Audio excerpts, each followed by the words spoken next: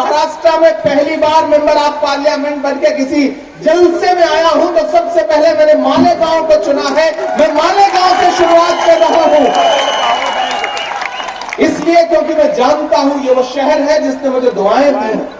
भले ही यहां मुशायरों में कम आया, शायद एक आध बार ही आया, लेकिन ये अदब को मोहब्बत करने वाला शहर है, अदब को पालने और पोसने वाला शहर है। मैं इस शहर में खड़ा होकर के बतौर मेंबर ऑफ पार्लियामेंट आपसे एक वादा करता हूं। उस दिन जब एजाज साहब आए थे और उनके साथी आए थे तो हमने इनसे पूछा था कि मैं उस शहर में अभी तक नहीं आया हूं, लेकिन अगर आऊं तो वहां के लिए क्या कर सकता हूं, मुझे बताइए।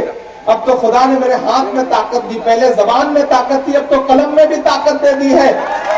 बताइए मैं क्या कर सकता हूं उसके लिए।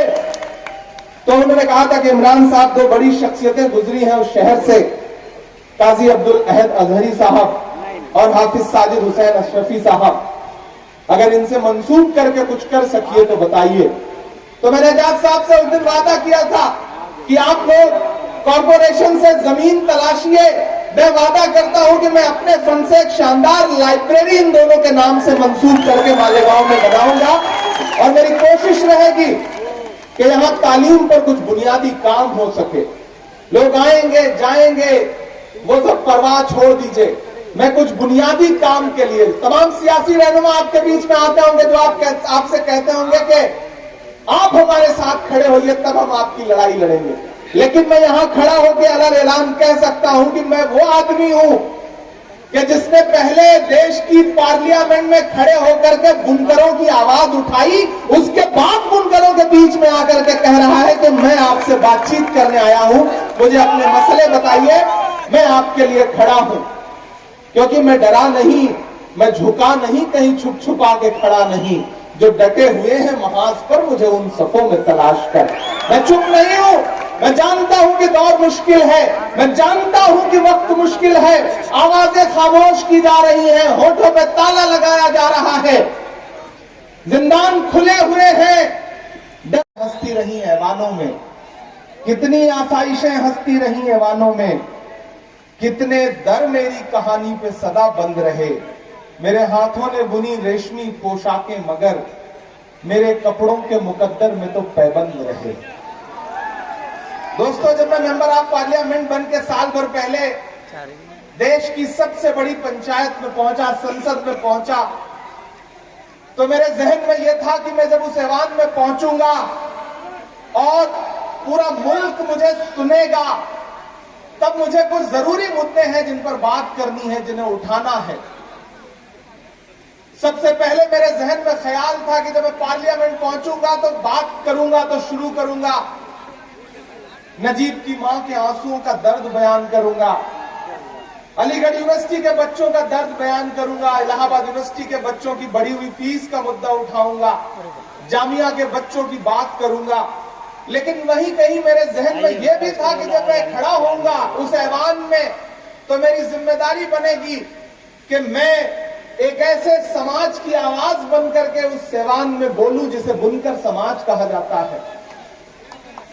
और आपको वो दिन याद होगा कि जब मुझे मौका मिला तो मेरी जो दूसरी स्पीच हुई पार्लियामेंट में वो बुनकर समाज पर थी, और मैंने उस ऐवान में खड़े होकर के ये कहा कि एक ऐसा समाज जो इस देश को कृषि के बाद सबसे ज्यादा रोजगार देता है वो बुनकर उद्योग है। दोनों बच्चे किसके हैं? उस बुनकर उद्योग को तबाह कर दिया है हुकूमत ने पिछले 9 साल में।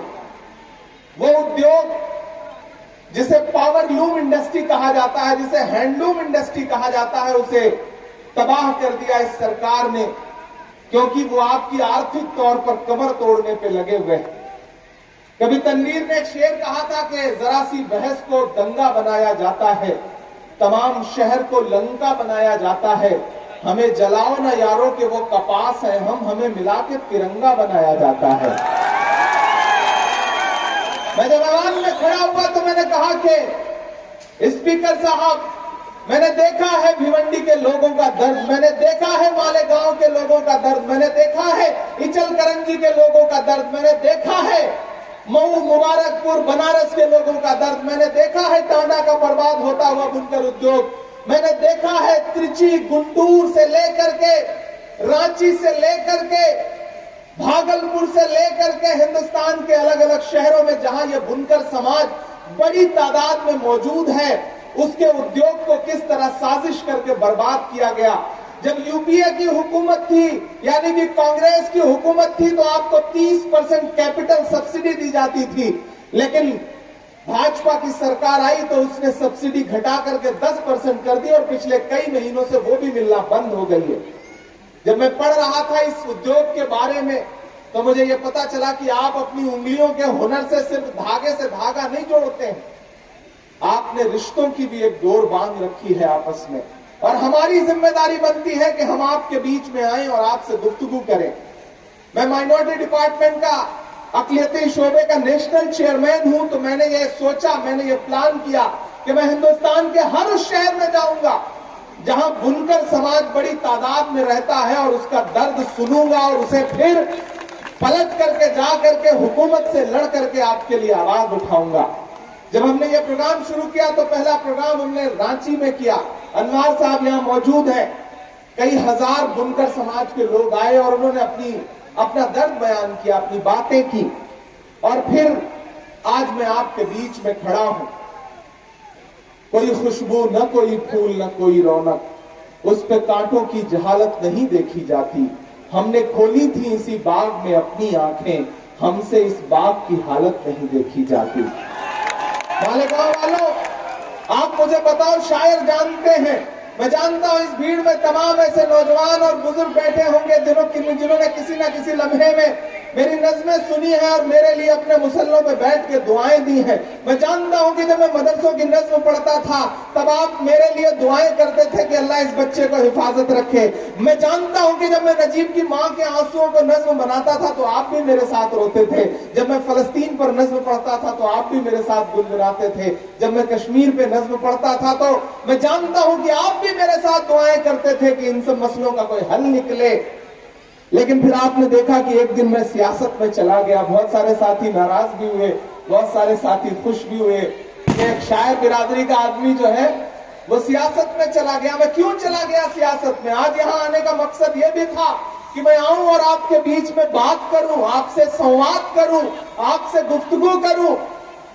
मुझे याद है कि मैं 2017 में जब पहली बार राहुल गांधी जी से मिला तो 2-3 मुलाकातों के बाद उन्होंने मुझसे एक बात कही। उन्होंने कहा कि इमरान, तुम अक़लियतों के मसले पर नज़्में पढ़ते हो, लेकिन कभी सोचा है कि इन मसलों के हल कैसे निकलेंगे, या हमेशा सारी जिंदगी नज़्में ही पढ़ते रहोगे? तो मैंने कहा नहीं, मैं चाहता हूं कि हल निकले, लेकिन कैसे निकलेगा आप बताइए, इसीलिए तो मैं आपसे बात करने आया हूं कि हल निकले। तो उन्होंने कहा कि अगर चाहते हो कि इन मसलों के हल निकले तो खुद सियासत में आओ, सियासत को अच्छे लोगों की जरूरत है। मैंने उनकी बात पे आमीन कहा और मैंने सियासत का रुख किया, और आज यहां बतौर मेंबर ऑफ पार्लियामेंट आपके सामने खड़ा हूं। हमने जब इस प्रोग्राम को प्लान किया तो इसका नाम हमने भारत जोड़ो बुनकर सम्मेलन रखा। जब एजाज भाई आए थे मेरे पास दिल्ली, नासिर नजीर साहब आए थे, फारूक साहब आए थे मेरे पास दिल्ली, तो उन्होंने मुझसे कहा था कि इमरान साहब मालेगांव